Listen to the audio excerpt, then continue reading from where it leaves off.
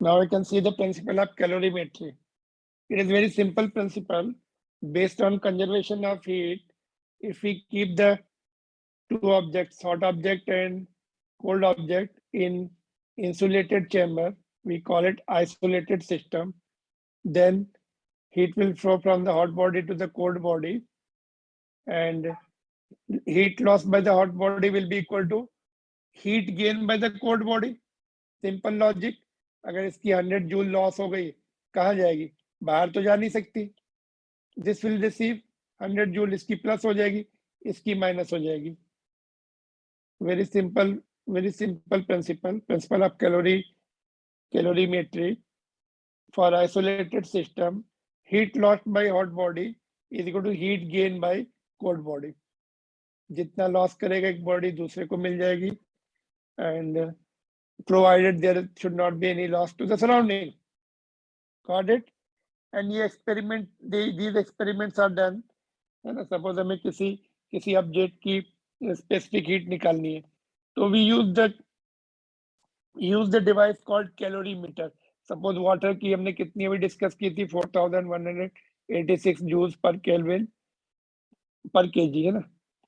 तो कैसे कैलकुलेट करते? कैलोरीमीटर में करते, उसको इंसुलेटेड बना देते पूरा, उसका outside heat should not go out, and then experiment is carried out and we get the temperature measurements are done, and heat कितनी सप्लाई की सोर्स से वो मेजरमेंट करते हैं, and then what we find, these experiments are done in the instrument device called calorimeter,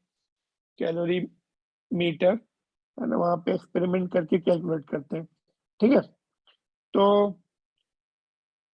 it is a simple law and simple principle. Can we solve a numerical based on this? There are other numericals also. या फिर अपने text book का कर लेते. चलो ठीक है, ये करते हैं. Let's see what is this solid example. A sphere of 0.047 kg aluminum is placed for the sufficient time in the vessel containing boiling water, है ना. तो बॉइलिंग वाटर में इसको रख दिया, तो टेम्परेचर इज 100, इनिशियल टेम्परेचर इसका 100 हो जाएगा, है ना. सपोज ये स्फीयर है, इसको हमने बॉइलिंग वाटर में रख दिया for sufficient time, its temperature will rise to the 100. It is then immediately transferred to the 0.14 kg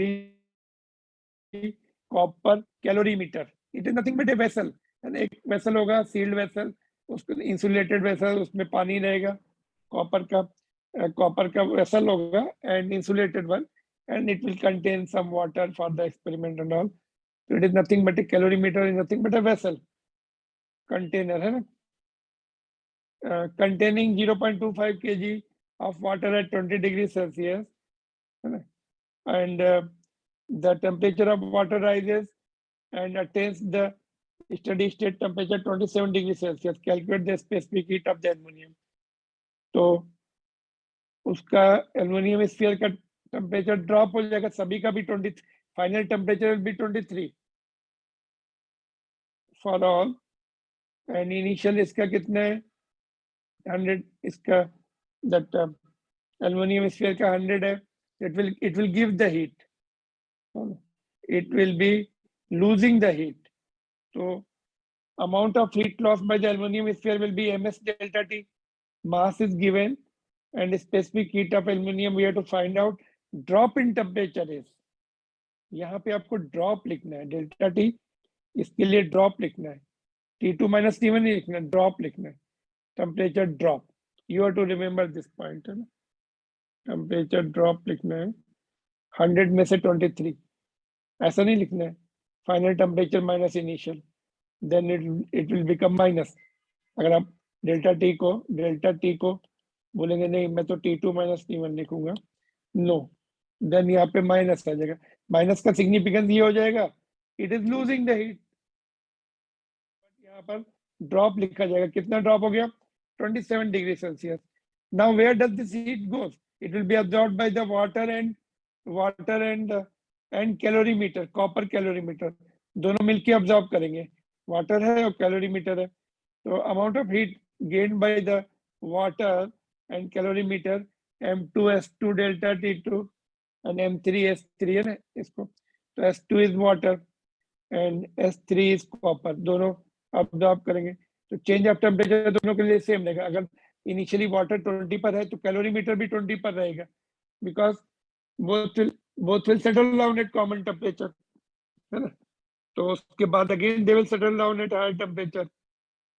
तो यहाँ पर वाटर कितना है 0.25, वाटर की स्पेसिफिक हीट 4.186 इंटू 10⁻³ है ना, 4186 होती है, तो वो इन्होंने ऐसे लिखा है। एंड कॉपर का मास, कॉपर कैलोरीमीटर का मास इतना दिया है और उसकी स्पेसिफिक हीट दी है कॉपर की।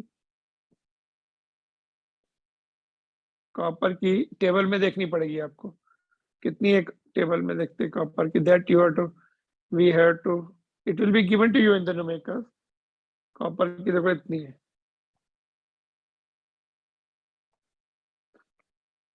Can we copy and write here,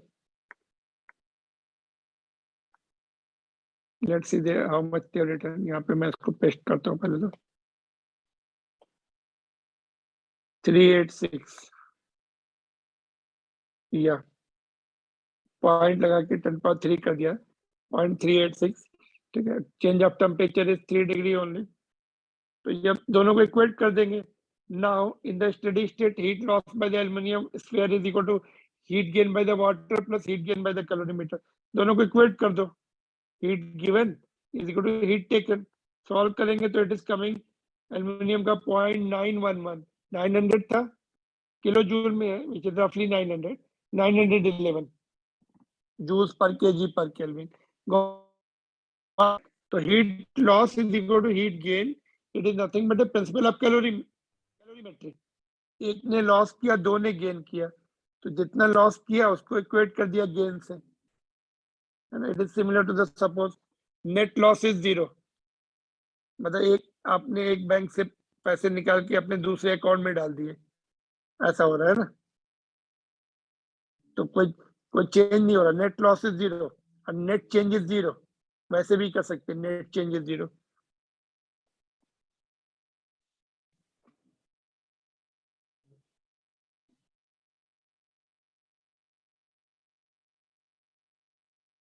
clear, this question समझ में आ गया आपको? Yes sir. You have to बस रिमेंबर कि यहाँ पे ड्रॉप टेम्परेचर, हॉट बॉडी के लिए टेम्परेचर ड्रॉप लिखना है, higher temperature minus lower temperature.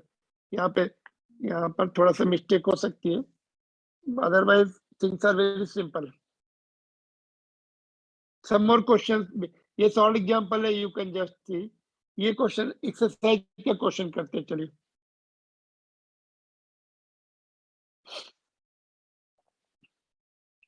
देखते हैं ये क्वेश्चन क्या है। ये दिया आपको 10 kilowatt drilling machine is used to drill the bore. Bore means hole in the small aluminum block of mass 8 kg. How much is the rise in temperature of the block in 2.5 minutes? Assuming 50% of power is used to heat the machine itself or lost to the surrounding.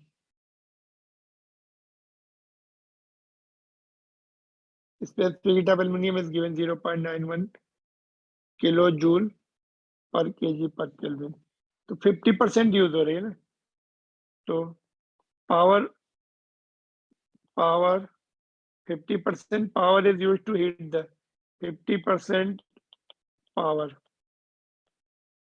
is used to heat to increase, है ना,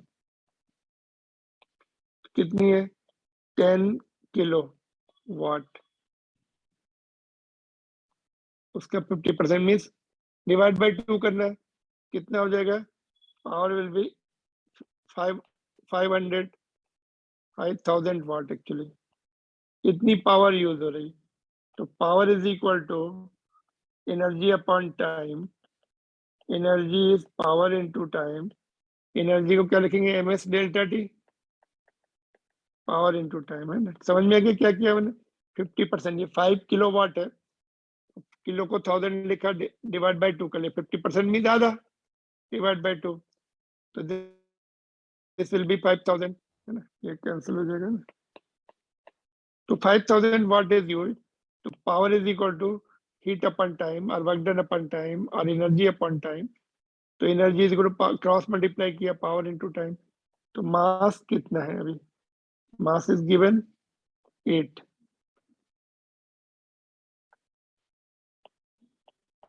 specific heat of aluminium is 910।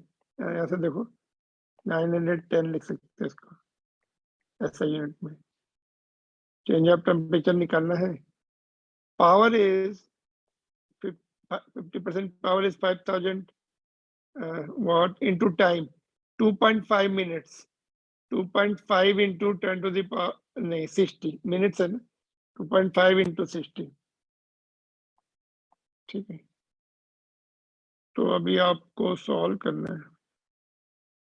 यहाँ से solve करेंगे तो ये 1000 के आसपास है, हाथ बचेगा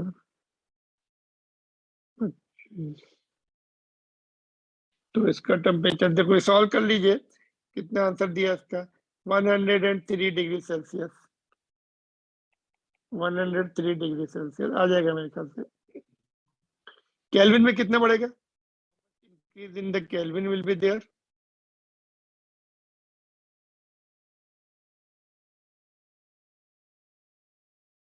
So the rise in temperature will be the same in Kelvin as well. Yeah, और 103 केल्विन, दोनों आंसर सही हो सकते हैं ना। whether you write in Kelvin, you write in degree Celsius, both are equal। change is always equal, है ना।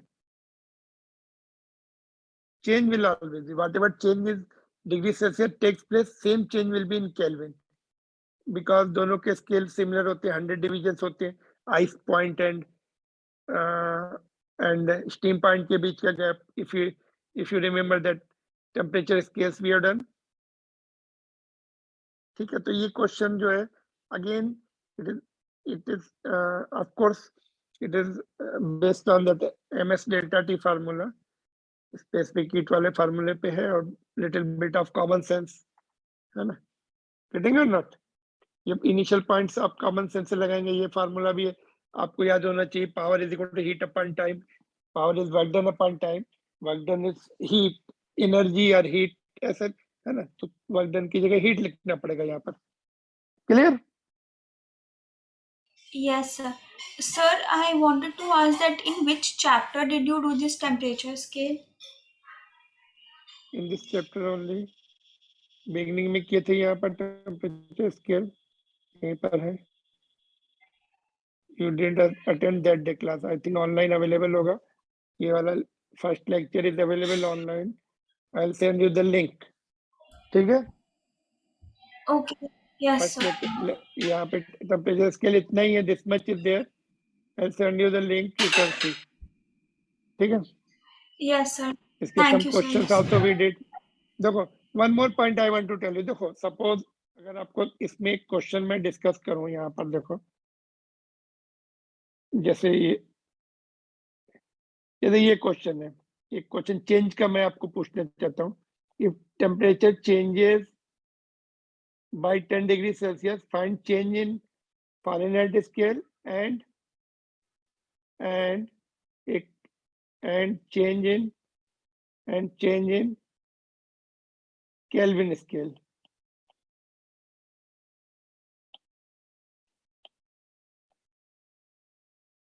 तो इसका इजी मेथड देखो, फारेनहाइट स्केल के लिए आपको फार्मूला ये आना चाहिए, ये वाला, ये देखिए ये वाला फार्मूला है, ये वाला फार्मूला था रिलेशन, इसको हमने ब्रेक कर लिया ऐसे। Now any change in degree Celsius scale, यहाँ पे डेल्टा लगा देंगे चेंज के लिए, ये तो कांस्टेंट है 5 नीचे, उसका कुछ नहीं करेंगे, वो ऐसे ही रहेगा। And there will be some change in Fahrenheit scale, और 9 नीचे है, और ये तो पूरा कांस्टेंट है, no change in the constant, ये 0 हो जाएगा यहाँ पर। हम अगर इसको कॉमन सेंस से करें, देखो you can do it with the full method, but we are doing shortcut method.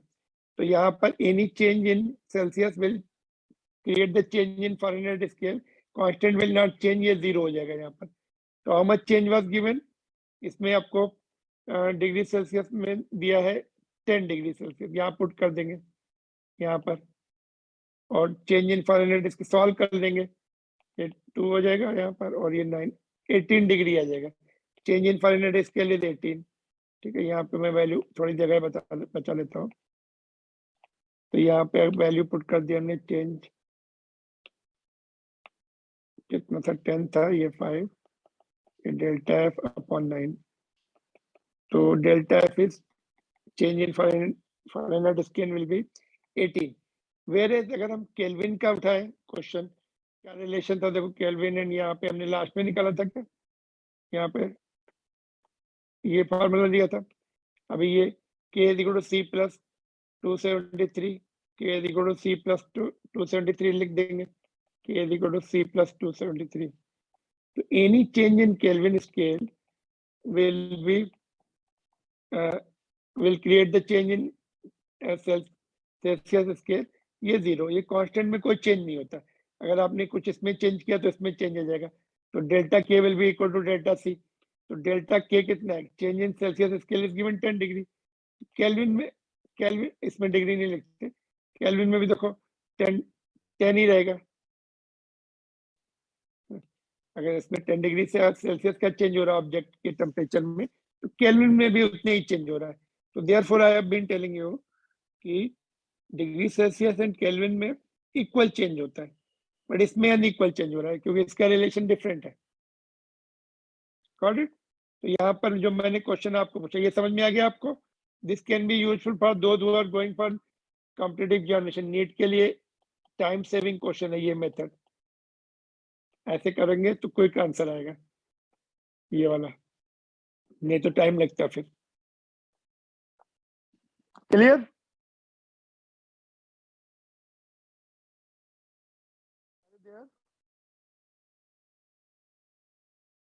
Any problem in audio? Okay, you are not responding. No, sir. Sir, your voice is not very clear. Okay, let us wait for that to be clear. कभी कभी बीच में disturbance होता है। Now it's okay. Yes, sir. Okay.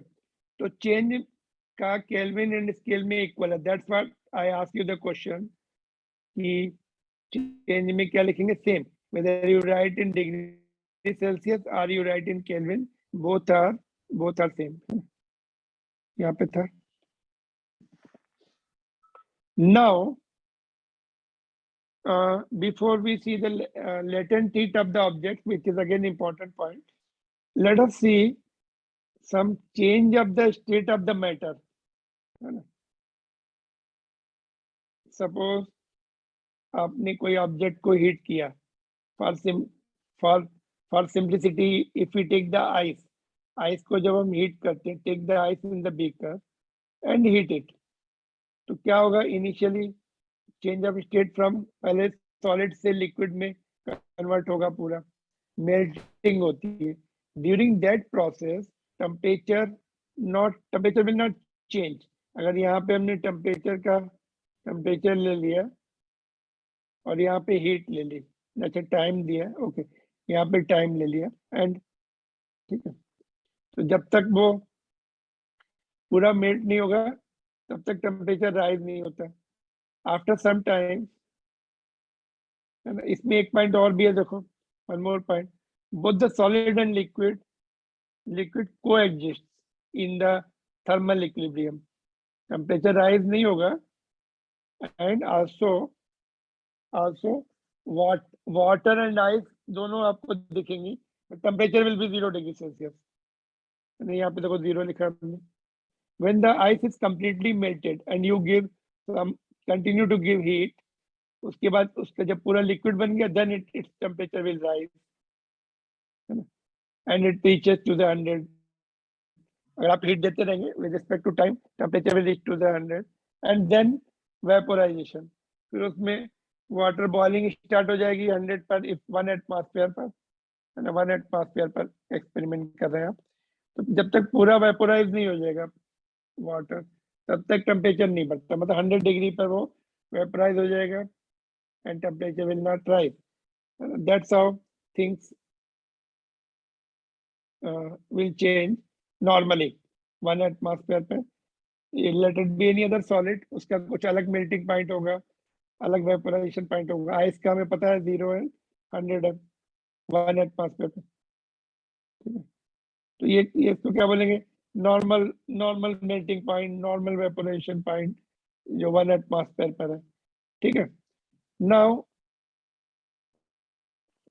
Ice जो melting होती है it is 0 degree Celsius पर and 1 atmosphere पर. But if you rise the pressure, अगर आपने प्रेशर बढ़ा दिया, देखो आपने एक एक्सपेरिमेंट कर सकते हैं आप. देखो ये आइस क्यूब ले लिया आपने, ठीक है, और यहाँ से वायर, एक थिन वायर के साथ आपने वेट हैंग कर दिया दोनों तरफ. तो now pressure on the that wherever wire is there, pressure will rise. Pressure rise होने से it will melt before 0 degree Celsius, suppose you are keeping it at minus 10 degree Celsius. So it will be ice only, but pressure पड़ने से it may melt. If you increase the pressure, it will start melting, and ice, this wire will pierce into the ice, and wire will come out without breaking the ice, because it will refreeze again. या pressure अगर normal हो गया 1 atmosphere, you are maintaining the temperature minus 10 degree Celsius, it will refreeze again, वापस से freeze हो जाती है. So this refreezing is called regulation, REGELATION. This process, refreezing of the ice, is called regulation. And ice skating is possible due to this only. Ice skating रहती है तो जब pressure पड़ता है वहां पे आइस मेल्ट हो जाती है, वाटर बन जाता है. It act as a lubricant. when the person passes, and again it refreezes and becomes the ice. So that pressure बढ़ने से ice melts and pressure goes, again it will refreeze. So this is the word used in our textbook. So this you short questions के लिए you have to remember these points. ठीक है, clear? आपको समझ में आ गया? आप भी एक्सपेरिमेंट कर सकते हैं. आइस ले लीजिए, वायर, उसको वायर से प्रेस कीजिए, वायर पास हो जाएगी उसमें, ice will not break because it will refreeze. Ice को थोड़ा सा डीप फ्रीज कीजिए, उसको temperature should be dropping less than 0 degree Celsius. तो उसको फिर एक्सपेरिमेंट कर सकते हैं. You can just pass the wire by pressing it without breaking in two parts, because ऊपर वाली आइस फिर से refreeze हो जाएगी. Getting or not? So these points just you can go through your textbook also.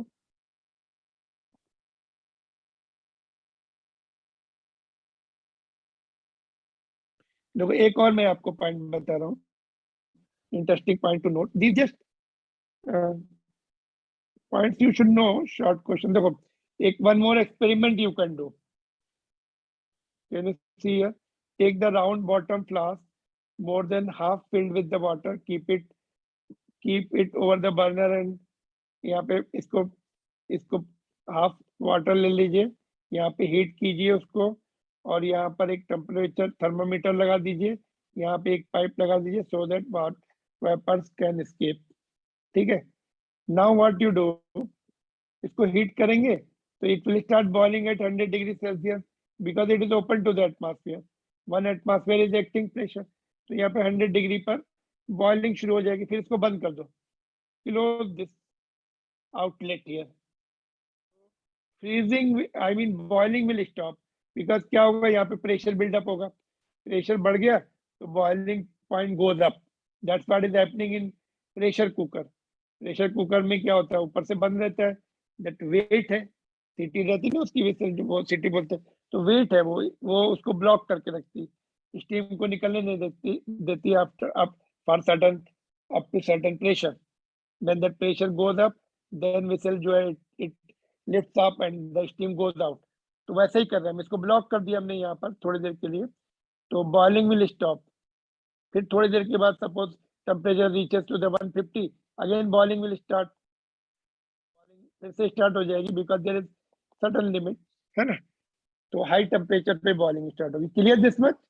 तो pressure cooker ऐसे work करता है, एंड पर्टिकुलरली एट माउंटेन, वहां पे एटमॉस्फेरिक प्रेशर इज लेस, तो boiling start at lesser temperature से 80 डिग्री पर ही boiling start हो जाती है। टेम्परेचर डजंट राइज फर्दर, तो cooking takes lot of time. Sea level, water is boiling at 100 degrees Celsius.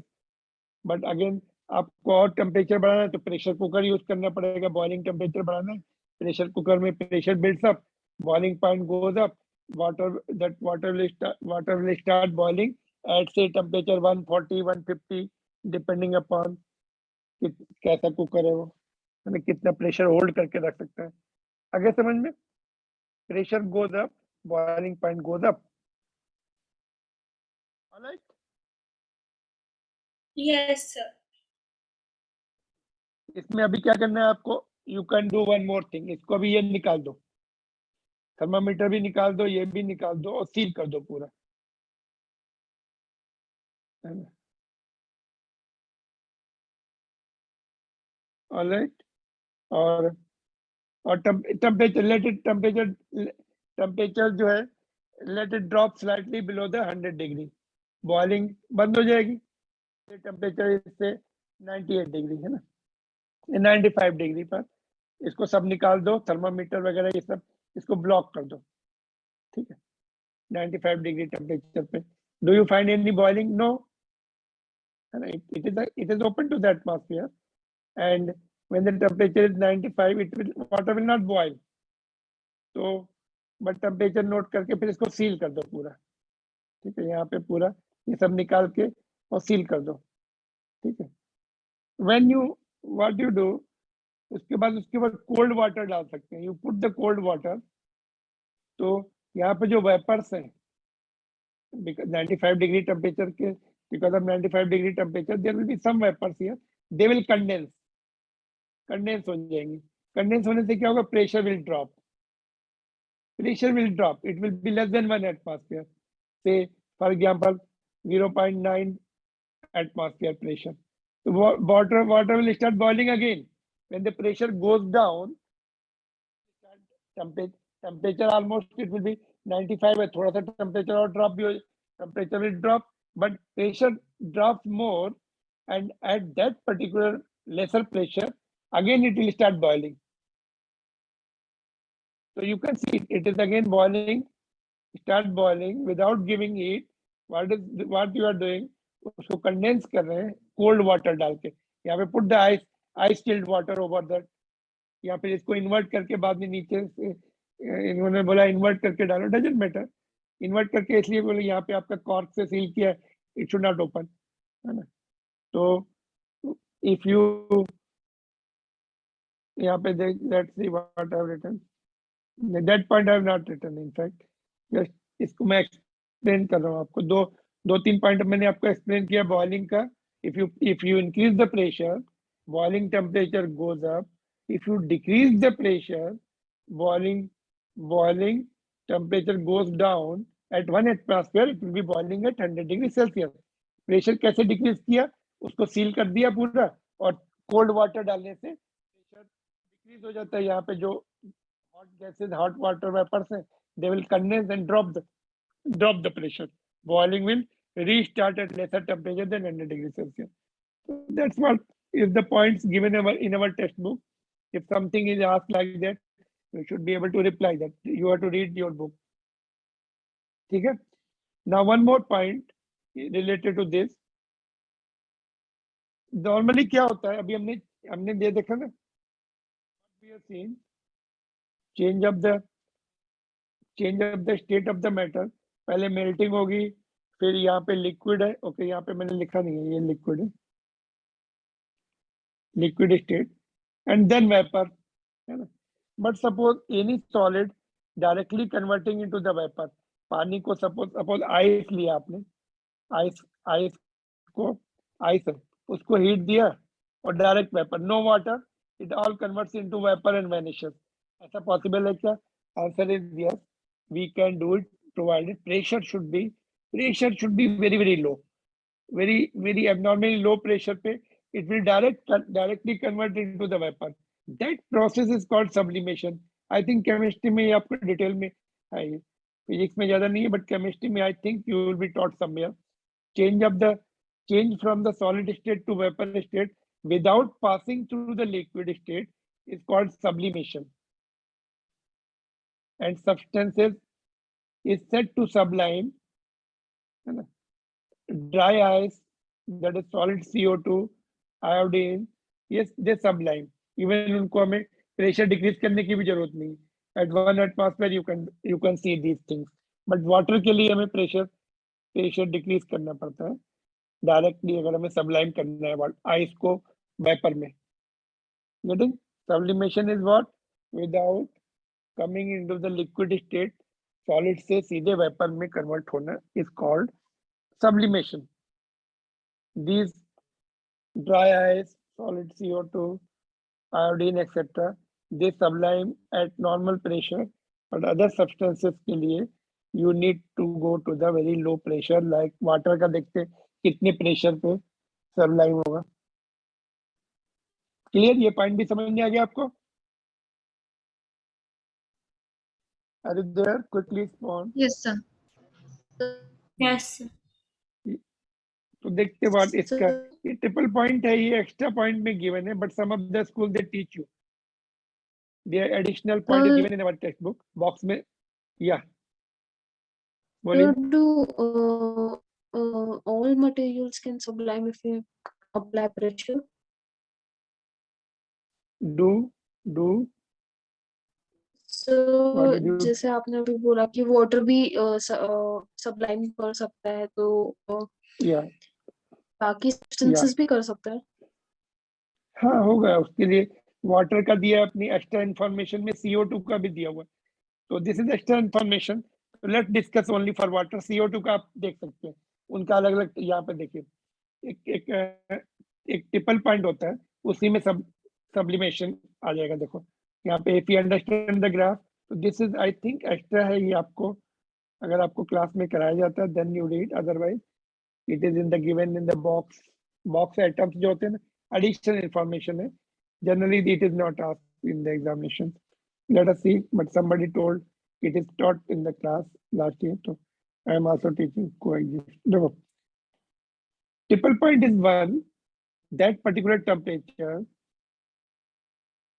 and pressure where all the three states can coexist, solid, liquid and vapor, तीनों exist हो सकती है ना.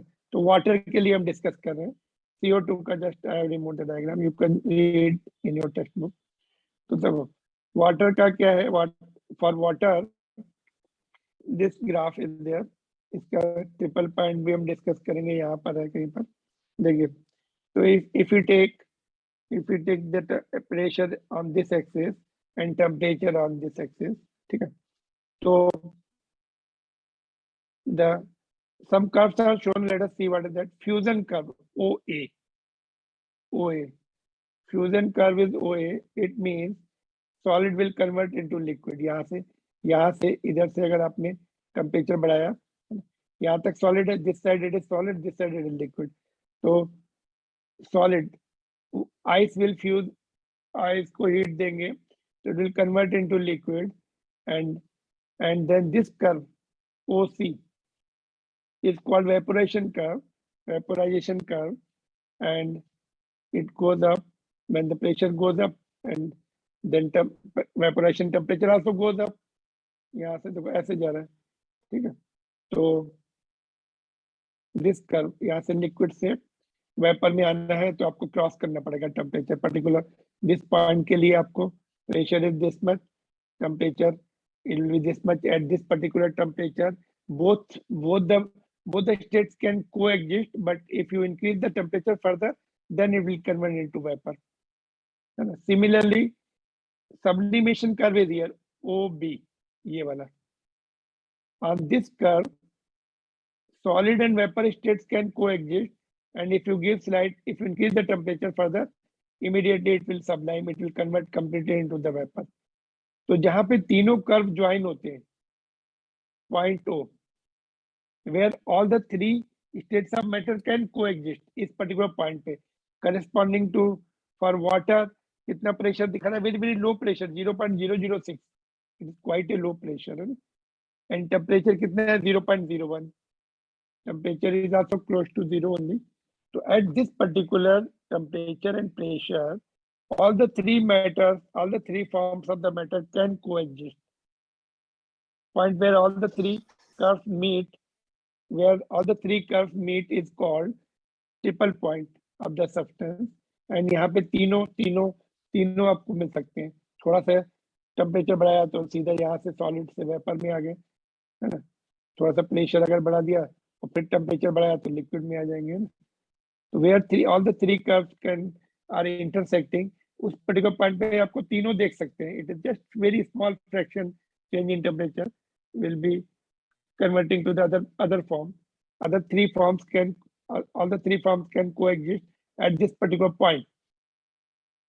Triple point. For example, triple point of the water is at temperature. ये temperature kelvin में है, यहाँ पे डिग्री सेल्सियस में है. तो हम इसको हम डिग्री ग्राफ में डिग्री सेल्सियस दिख रहा है तो डिग्री सेल्सियस कर दो. It is 0.01 degree Celsius and pressure is this much. 6 को हमने 6 10⁻³ में कन्वर्ट कर लिया, 0.006 को. ठीक है, तो this is extra information for your the school point of view, depending upon if it is taught. But I will not be asking in the test these. Whatever the information given in the box of the textbook is given, that will not be asked in my test.